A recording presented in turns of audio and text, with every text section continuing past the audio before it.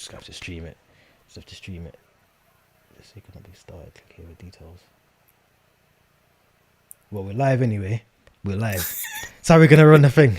That's how we're gonna run it. But we're live. We're live. We're live. What are you saying, Kojo? You're an enemy today, right?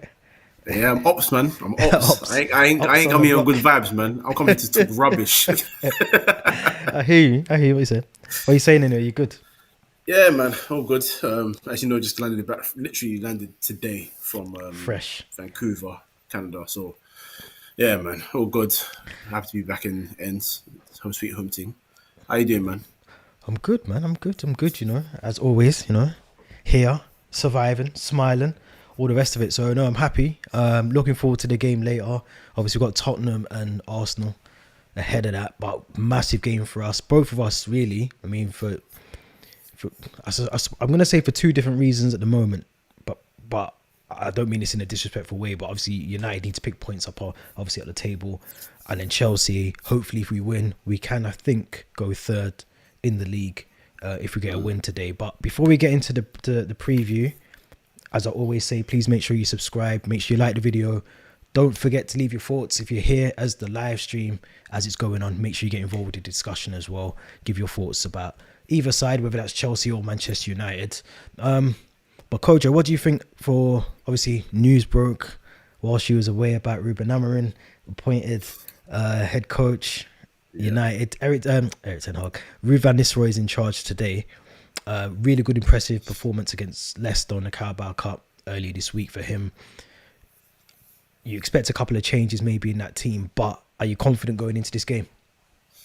I'm never confident with Man United, bro. Never. Can't ask the question. But at the same time, since we're on the shed, I'm going to come talk my shit. You know what I mean? But, Go for it. Yeah, no, look, I think this could be probably one of the most open games of the season because both teams can't defend. Or Chelsea are getting better defensively, but they're still not convincing defensively, not by a long shot. Still got a long way to go. Whereas with United, it doesn't matter what the partnership is. We concede chances, but we also create a lot of chances. So this could be as open as hell. But my confidence is a bit bigger and better just because one of the bigger problems, kind of, but also one of the bigger problems is gone, man. And what, in Ten Hag? Yeah, man. Yeah.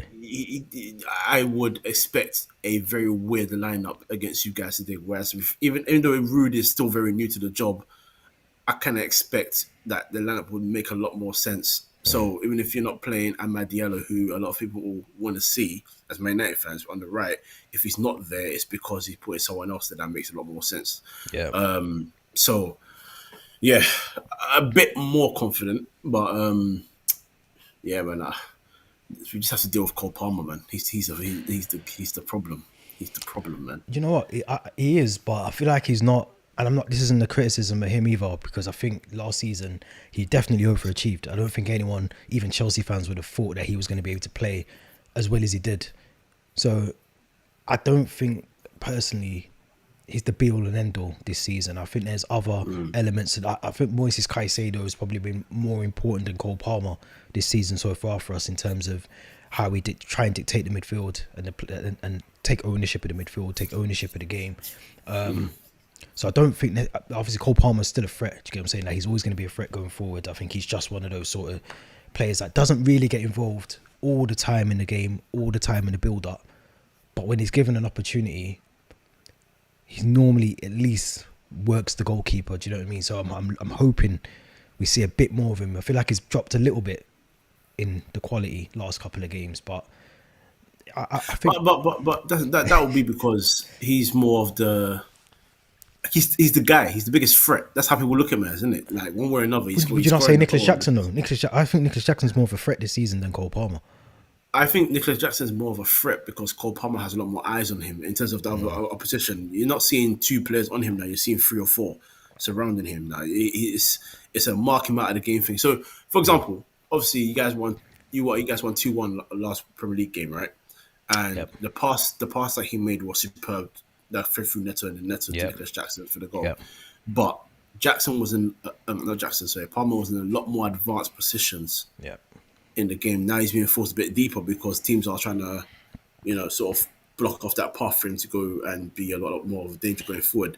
Quality with him is he can make a He, pass like that. but he drops into And then, midfield a lot more now as well. I think exactly, yeah. one of the things that I've noticed this season more so, maybe because he's played more as a 10 as last season he was off the right side as well. So he's getting the opportunity to drop into that midfield, into that space where it's kind of left a little bit. It's almost not in no man's land, but he's in that kind of tricky area for the opposition because they don't know whether to step up and attack because of him, or they might have to drop off a little bit because they know that if he receives the ball, like you said, he can make that one pass onto Jackson, Madweki, or Neto, which I think it will be today, or whoever's on the left side. But I'll be honest, I am confident going into this game as a Chelsea fan. I am. We haven't won at Old Trafford since 2013, which is 11 years. So that's a long time to go without a win. Do you know what I'm saying? And we've had some really mad results there. I remember, I'm sure it was Frank. I'm literally watching Sky Sports now. They got Frank Lampard in. He must be having nightmares. I'm sure it was Frank Lampard when it was 4-0. Yeah, I'm sure it was 4-0. First game as manager. Yeah. His first game. And I'm looking at some of these results here now. So obviously last season, 2-1 United. United again 4-1 the season before that. That was in the May 23. We have 2 draws after that. So April 22 was a draw 1-1, 0-0 2020. 2019, that was the 4-0. I think that was Frank Lampard, the first game of the season, 11th of August. Before then, a draw 1-1, 2-1 2018 to United, 2-0 2017. 2015 0-0, 2014 1-1, 2013 a red card for United. Do you remember who got sent off? 2013, no. Brazilian. Bros, Anderson or Raphael? Raphael Yeah. got sent off. Juan Mata with the only goal in the game. I think you're right. Yes. I think you're right. I feel like with this performance today from United, it will be interesting because I feel they will be up for this game 100%. If this was Eric Ten Hag, I'd be like, yeah, we need to collect 3 points. But I think we have to be very mindful that some of these players now. I'm going to ask you the question: do you think some of these players are potentially going to step up their game a little bit more now? Now that they know that Amarin's probably watching these games very, very intensely. Now they know that Ten Hag's gone, Van Nistelrooy's there now, and also for the fans as well. Let's not forget why people go to football matches and why they watch football, because of the fans as well. United are 14th currently. Like a win today would push you probably 9th, 7th. I'm not sure, but what do you think? What's your thoughts? In my humble opinion, firstly, I think about 40% of the players actually care about the fans. But I think for 2 reasons you're going to see maybe a better performance. And Dallo made a good point in an interview, I think a day or 2 after Ten Hag got fired, where he said that the difference was the conversion of chances against Leicester in relation to the game against West Ham, where we had bucket loads of chances in the first half, we didn't bag any of them, right? Yeah. But I'll give you there's 2 reasons why. One, players love to try and impress the new manager so they can stay. But 2, and I don't know if you've seen this, but Jim Ratcliffe was at Formula One. I seen it. And what he said was basically, you guys, this squad is terrible. It Long ain't story good short, he tried to do nice about it. In F1, if you put Max Verstappen in this car, In a Williams car, I heard that. He ain't gonna win. And it's similar to football. If the squad ain't good enough, he ain't gonna win anything. He said the speed is the only thing that's the same or something like that. Bruv, long story short, we are changing the squad, and that's gonna be for me. If I'm sitting at home and I hear that as a player, I'm like, oh my god, up. I got to step up now more than ever because this isn't the Glazers saying, we care about resale value. So when we almost lost Jones, Smalling, and Young, which was supposed to happen. I had 2 months left in their contract, and you offer them a new contract because you want to make money. So these guys have more wages to go through. They're comfortable. This is we don't care. No, When you're gone, right. you're gone. And in fact, so I think that's the 2 reasons why you might see a better performance, because that interview was damning. Yeah. That interview was damning. And to be fair, I'm not going to lie to you. The guy didn't ask him about, like, oh, what do you think about the squad? He just went off on his own thing. Yeah, That's a yeah. warning shot. So yeah, But it needs someone like this. I think this is why I was saying when we did the other on style of play, and I was saying that it needs it needs a ruthless manager to come in, and it also needs someone ruthless above them at the top, because I think when you get someone who's just ruthless and doesn't care, like that's kind of why I liked Roman Abramovich, because he did not care. He did not care if you just won the Champions League or the FA or the Premier League. He didn't care if you weren't pulling up, doing what he wanted you to do. And I don't mean in terms of staying in line. I mean the quality that you should be bringing to the club and to the table. If you wasn't bringing that, you was out. You was gone. You wouldn't get your contract renewed. It was just as simple as that. What does United need to do today? Before we get into our predictions, like predicted lineups, but what do they need to do? You spoke about Cole Palmer trying to keep him quiet, but goals, I feel like, has been one of the things at United. Even, I'm not saying you're lacking goals, but I feel like I think we are. Yeah, I think goals has been a big problem for United. I feel like there's been a couple of good moments for Rasmus Højlund since he signed. We haven't really seen that with Joshua Zirkzee yet. Something needs to click today for United going forward. It's just conversion of chances. Ruben Nistelrooy needs to pick the front four needs to be players that he knows 8 times out of 10 you're convinced that they're going to finish their dinner. It's not the time to experiment. It's not the time to say, I've got a couple of games to play and then not in this kind of game. Break. Not Especially not in this game. Especially not. But you got to go for it.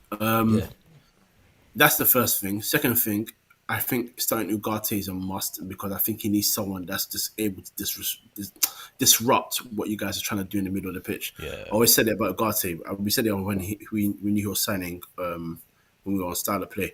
Yeah. Ugarte is not a sole defensive midfielder, but you put him in midfield to disrupt play. He'll chase everyone, and if you tell him to chase one specific player, he'll do it well. Yeah.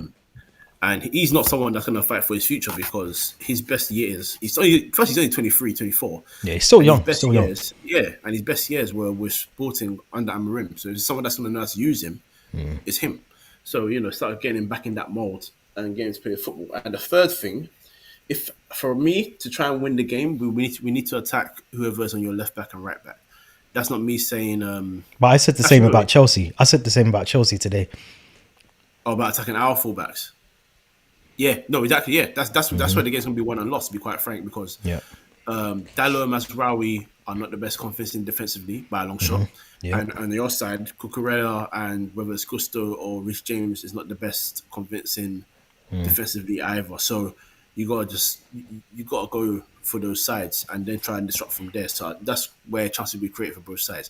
That's why I think it's gonna be chaotic. It's just gonna be hell. You got the pace of Garnacho and Rashford. Rashford's a bit slower these days, but still got a bit of pace. And then in your team, you've got Madueke and maybe Neto, depending on how he wants to line up. Yeah, and that speed there as well. Oh man, it could be dramatic. It could be 4-3, 5-4. Could be anything. Do you know what though? Kind of like, I agree.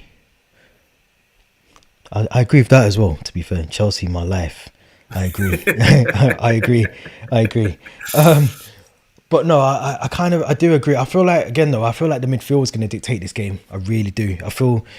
I'm hoping personally, because obviously there's been a lot of talk about Enzo Fernandez over the last couple of weeks in the Chelsea fan base, and Maresca's been asked questions even up until Friday. He's been still asked questions about Enzo Fernandez. Where does he kind of fit into the team? Is he good enough for what you need him to do in terms of what he's expected to do? Has he lived up to the expectation?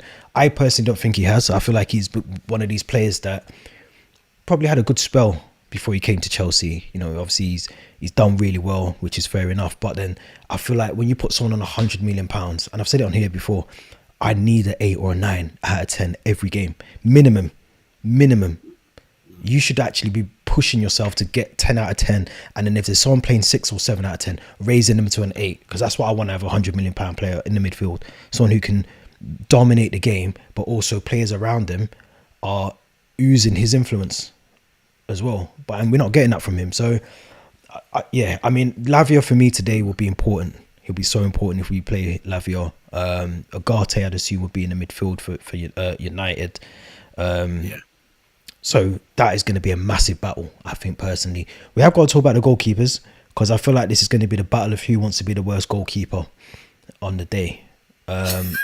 He's going to be Robert Sanchez, I'm sure, with Andrea Nana in goal. Who's going to be the battle of the worst goalkeeper on a Sunday evening? You know who's won that battle, man. Listen, Well, I know Nana. it's from, I know. Hell no. I know What, it's from the Sanchez? shed end. Come Sorry, yeah, you on. said Nana's gonna be the better Yeah. goalkeeper. Yeah. No. I'm saying he's going to be the worst goalkeeper out of the two. He's got to be. Yeah. No, you're bluffing, man. Listen.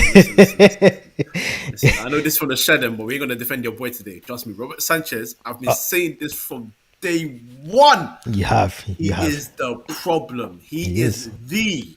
He's a massive problem. Capital letters, bold, underlined. Yeah. Lights Honestly, flashing like this. He terrifies me. If he was my goalkeeper, I'd be terrified. Yeah, no, you're right. I've got Onana. I'm already terrified. So imagine if I had Robert Sanchez. My God, I'd be having heart attacks. Sanchez is probably the worst goalkeeper I think we've had at the club, and we've had some bad goalkeepers. That's a good No. In fact, we haven't had bad goalkeepers. What am I talking? We've had some really good goalkeepers. We've had some really bad backups. Yes, we've had like Hilario, who I never really liked, although he didn't really get a good run of games. We've had some bad backups, but even we've always had a decent goalkeeper at Chelsea. Codicini, Petr Cech, Courtois. I'd even say Kepa to an extent. You know, we've always had a goalkeeper that's been solid in goal, and it's never really been a worry for Chelsea ever, really, that I can think of during my time watching them. It's even like Ed De Hoey as well, even going back years.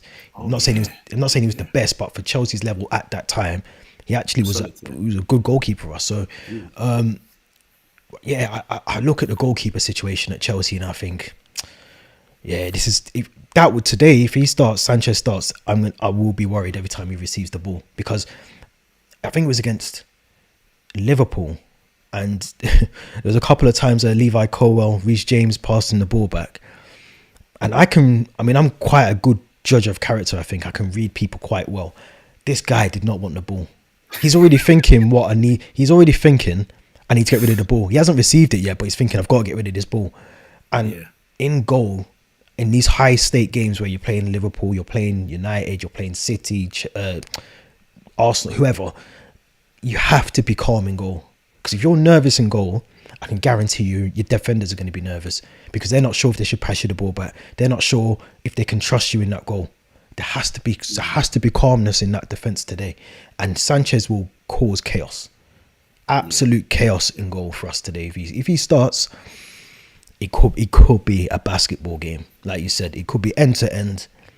Onana coming out, rush goalkeeper, Sanchez forgetting he's at Old Trafford. It could be a crazy game.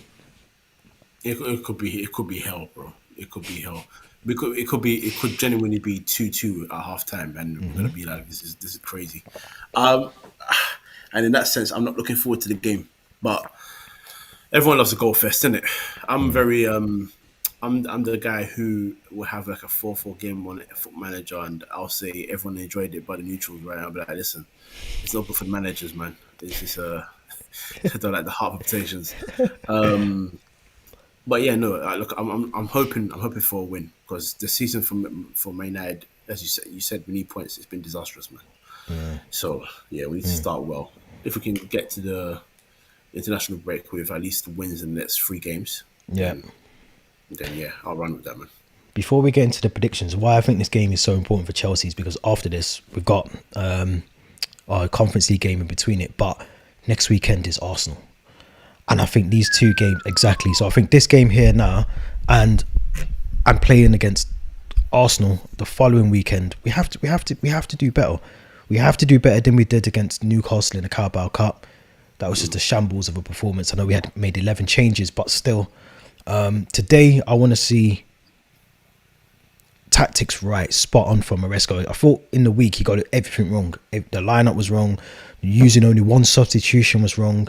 The certain plays that he left behind was wrong. So it just didn't make any sense. But talk me through your lineup that you'll go through, your United lineup that you would pick from goalkeeper to striker. Don't So ignore whatever's on there. I don't know why it always does this, but it always throws people like Ericsson as a number 9. Like, why does it do that? But anyway, yeah. well, So no. you know why he does that? Because the former manager used to play him as a number 9. But anyway, he's gone. He's out of my life. So That's a good point, actually. It's a good point. It's a good point. It's done. Onana in goal. Masraoui and Dalot as your fullbacks, whichever way you want to put them. I don't really care. Well, that's a good point though, because when I done another preview yesterday or the day before on from the shed end. But like, how do you think Van Nistelrooy will decide who plays on which side? Because is one preferred? I suppose is one preferred more than the other? I think he's going to put Dalot right back and Masraoui left back. All right. I think I went with the other way.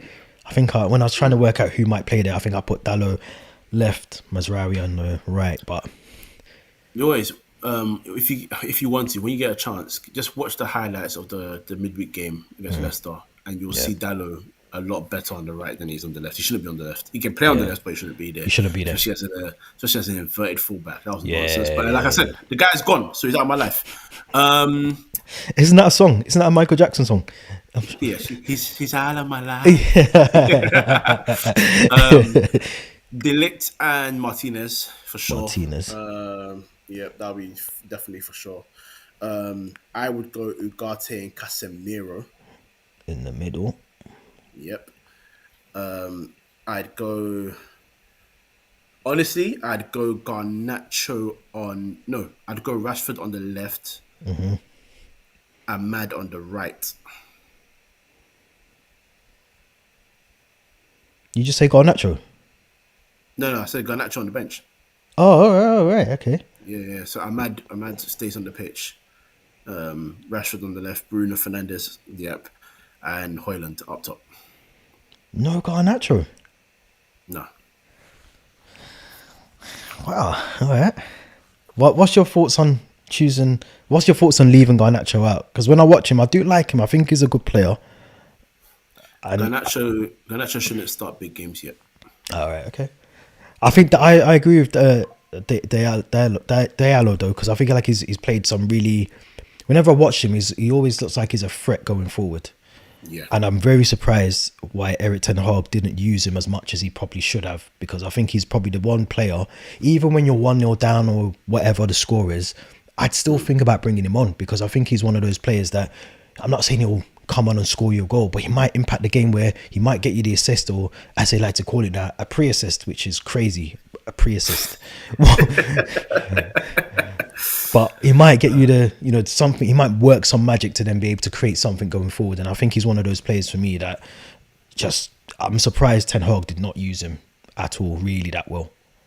This is really weird. So he got him playing games finally, and then he was in form, won Player of the Month in the first month of the season. And our first big game came, and he benched him. Then he brought him back into the lineup, and the next big game came, and he benched him again. It's just weird. It's just weird. I think he should start the game today. And I think he's the one that gave Cucurella the most issues, because he's not only direct. That's a good point. That's a good point. He's in and out. He drifts inside, so Cucurella has to think about where he's going, where he's going to be. I think it's a good problem to have. And it goes back to what we were saying before about the fullback situation. But that's a very good point, because I remember saying this against Liverpool, that I don't think we didn't really see Trent get us forward as much. Reece James didn't really get. He was playing.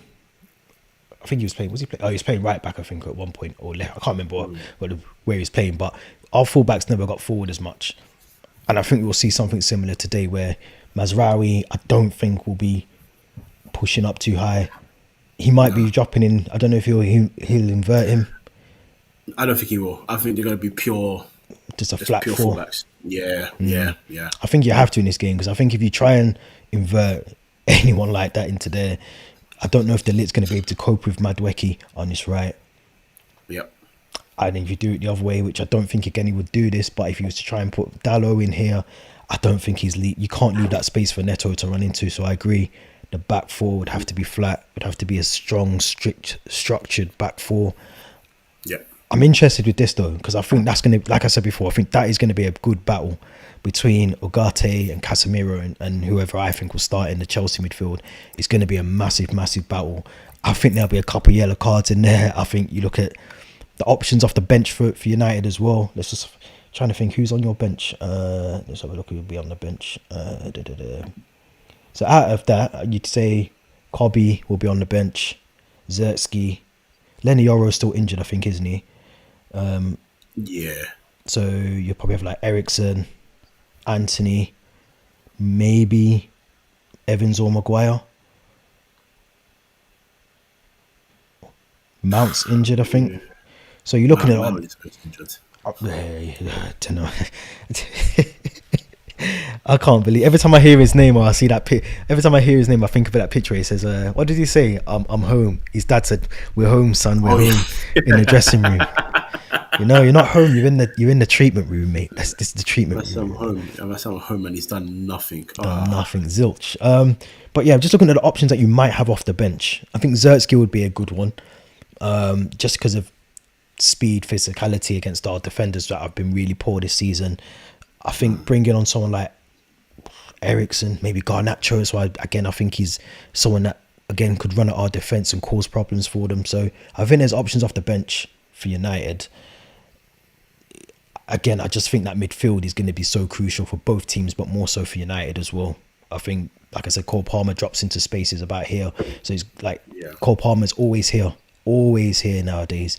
And he just drifts between here and you see him drifting over here and then he just magics passes out of nowhere. So if he's dropping into that little space there, it's going to have to be either De Ligt or Martinez. One's going to have to go forward a little bit and close down that space. It'll be Martinez. Martinez is more the aggressive one, so he'll be the one that'll try and run in there. Whether he's successful or not, hey man. This is the thing. This is why I think the goal that he scored against Newcastle last week was so easy for him because Fabian Schär had already picked up the yellow card quite early into the game. Although he's still, I'm giving him Palmer too much credit because really all he has to do is close down that space, and I don't think Palmer gets that shot off. And Pope should do better as well for the goal, but I'm gonna go through my lineup, what I would go with from a Chelsea perspective, because I think I did this earlier, so I should hopefully remember it fresh in my head. I'm dropping Sanchez for Jurgensen. That's the first one. That's just a given. That is just a given. I already feel better already that he's not in the team. So Jurgensen is probably just as bad as Sanchez, but I feel like he's got less mistakes in him, if that makes sense. And I think he needs a run of games. I think Sanchez has had his time as the first choice. I know that Sanchez is going to start, but just in my head, I have to kind of hope he's not going to start. But Maresca said already, he wants him to play out from the back in that way. When he stops doing that, that's when it's going to become a problem. So the way that Sanchez is playing, apparently Maresca is asking him to play that way. I think that's going to be Maresca's downfall, if I'm honest. I feel like that is the one area you have to get right. You have to have a solid goalkeeper. So, like I said, someone who's calm, someone who's confident in goal, and he doesn't fill me with any of those attributes. So Jurgensen, I like. If I'm honest, I think we should never have loaned out Petrovic, who's probably the best goalkeeper out of the ones that we've got at the moment. So Agreed. He's not here, so we have to go with what we've got. I've gone for Jurgensen. I have gone for Reece James, right back, because I feel like Reece James he's playing one game a week. He didn't feature against Newcastle, so I'm assuming he'll be here. Again, good option for Malagusto off the bench. Cucurella, I've gone for the left side. Again, I think he's probably been one of our best players this season defensively. And also as well, I think he does actually bring some structure to the defence. He's one of the more consistent players in the defence as well. So he's not like he's like Bazazi. I might as well call him Bazazi. Disastrous. Dizazi and Badia Shil. He's not as sort of in and out of the team like they are. And I feel like we need a lot of, I keep saying this word, calmness and structure, confidence in the back line. So Cucurella for me, Fofana would start alongside Levi Colwill, but let me just swap those over. Colwill, again, been sort of solid for us at the back, so it kind of makes sense to have him there. My two in midfield, well, Enzo's getting dropped because, again, I don't know where he fits into the team. I'm bringing in Lavia, and I'm bringing in Moises Caicedo, who I think was 23 yesterday. So happy birthday, Moises Caicedo. Sancho can't play because he's playing against his parent club. Yep. So he will be dropped. I'd bring in Pedro Neto. who I think will take that space there. Cole Palmer working the magic in the midfield behind Nicholas Jackson, not Nkunku. And then on the right side, I've gone with Noni Madueke, who I think will retain his space. Although there's a massive question mark for me around Noni Madueke, because I feel like apart from maybe the Wolves game where he bagged his hat-trick, I'm not done much, has he? No, and I feel like he's still a good player. Like even when he came on against Newcastle in the cup the other night, he changed the game. But there's still things for me. Like I say it on here, if anyone watches this channel, you'll know that I do this every single week. This is what we do when we get the ball, and I think we will invert as well. I think we will actually invert maybe Cucurella into this space, which worries me a little bit against United. So I think we'll end up with something like this when we've got the ball. This is our first option we'll have. So we'll either use this space here. I think we'll leave that and I think we'll push up and have our line as high as possible. So I actually think we'll do this. Now what happens is when Madueke gets the ball, he drives in. He drives into the box. You'll probably have someone on the edge of the box there. You'll probably have two there doing that. Now, there's bodies in the box. Now, you think a normal right winger would cross the ball. Noni Madueke would shoot from any angle. Even if the shot isn't on, he'll still shoot. And that's the worry. That's what worries me today. We can't do any of that stupid nonsense. We have to use the space, work the ball into the box, and then make the key pass into the box. If we don't do that, we're going to lose the game. Because United will get chances. You will get chances against us because defensively, we're just not good. And if one of these two have an off day, Caicedo or Lavia, which is very unusual, but it could happen, or they make a mistake in the midfield, it's going to be easy to get through that defence. It's going to be so easy because Fofana, I don't really trust him. Colwell, sometimes like a deer in the headlights a little bit, although he is solid, and his recoveries are quite well, but he puts himself under a lot of pressure. And I do think you'll see a lot of overlap at some point between these two with Reece James and Noni Madueke. One thing that we didn't get to see against Liverpool, but I think we might see it in this game. I do think we'll push up. But it all depends on United. It all depends on United's formation, lineup, and all the rest of it, and how they do. Because if you don't push up, then we run the risk of pushing up too high, leaving all that space for you to run into behind us. And again, one ball over the top, could be game over. It could be. Yeah. Could be game over. Could be. But what's your score predictions? What are you thinking in terms of score predictions? 3-3. You think big scoreline?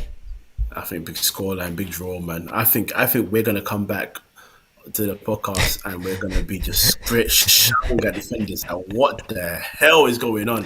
It's gonna be panic, man. It's gonna be panic stations. I hope so, because remember the game at Stamford Bridge was like that. I know you lot came on the back end of that, the Cole Palmer last minute goal, but that was a really good end to end game. I can't have that again. If the game ends that again, I'm going to lose it. That was probably one of the best games. I'm not even just saying it because it was a Chelsea game either, but it was one of the best games I watched last season. Hands down, that was one of the best games. It was a great game of football. Yeah, it was like entertaining. Our game against City, I think last season was like that as well. I feel like it was 4-4. Yeah, it was 4-4. So those kind of games for me, I like entertaining games. Personally, I think it's going to be a low scoring game. I do think it's going to be a low scoring game. I think I want to say 1-0 Chelsea. I do want to say 1-0 Chelsea. In fact, I am going to say 1-0 Chelsea. I think it's going to be 1-0. I think it'll be cagey. I think one of the things we haven't really touched on is this is the first time Maresca's coming up against, well, obviously it's going to be Ruud van Nistelrooy, but coming up against, they both used to play with each other as well at Malaga. Yeah. So they know of each other. But I feel like Maresca got a couple of things wrong against Liverpool, and I think these are the games where he's going to be tested and he's going to be marked against. You know, Arsenal next weekend will be the same. These are the games that you can't really make too many tweaks. Yes, you want to see some attacking options, and you want us to go forward with the ball, but you got to also be mindful of the other team, because United will kill us on the counter attack. They'll just kill us on the counter attack. It'll just be so easy for them.